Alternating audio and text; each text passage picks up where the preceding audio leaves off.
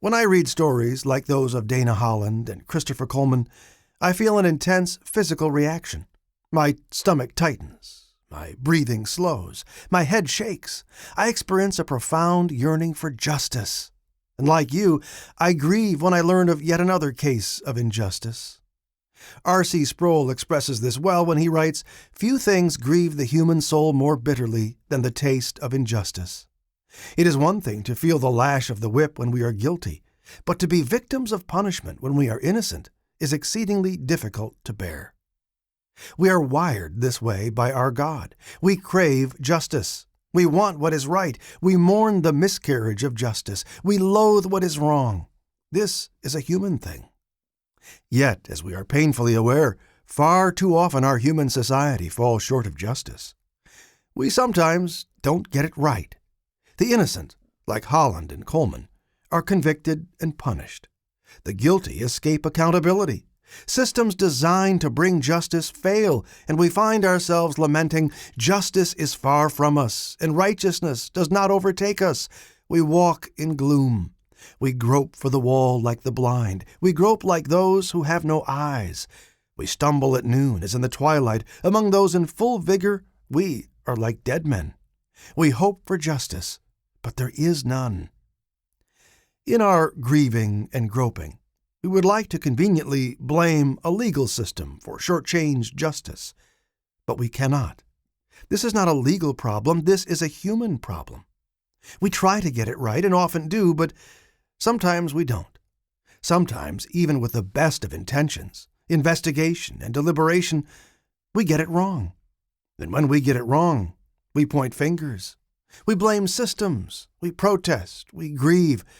But we fail to see the critical reality of how justice falls victim to the human factor. While administered by man, justice is not rooted in man. Justice is ultimately rooted in God and His righteousness.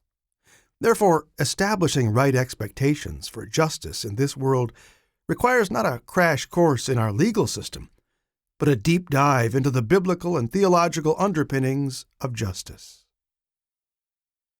To explore this vital subject, this book is organized into 4 sections, each addressing a key question.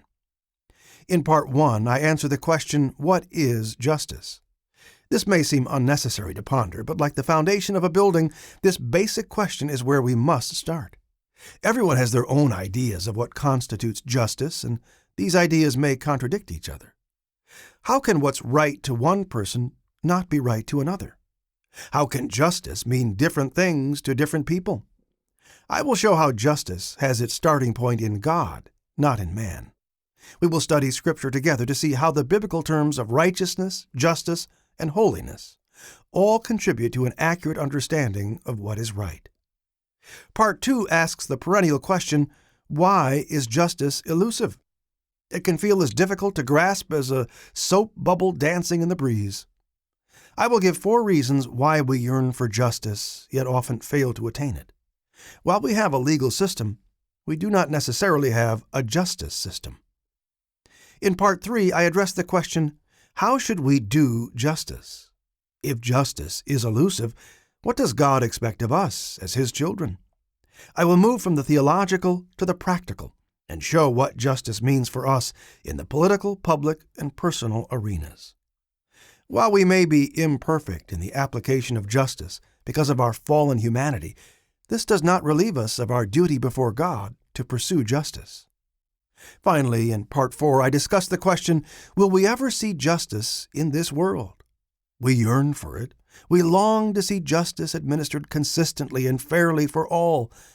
Yet the drag of our depravity is an unwanted yoke skewing our judgment. More injustice, like that experienced by Dana Holland and Christopher Coleman, will unfortunately occur, and we need to correctly calibrate our expectations.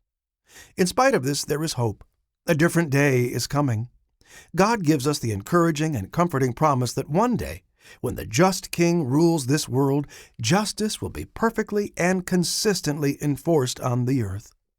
While we wait for that day, we bear the responsibility and privilege to pursue justice to the best of our ability.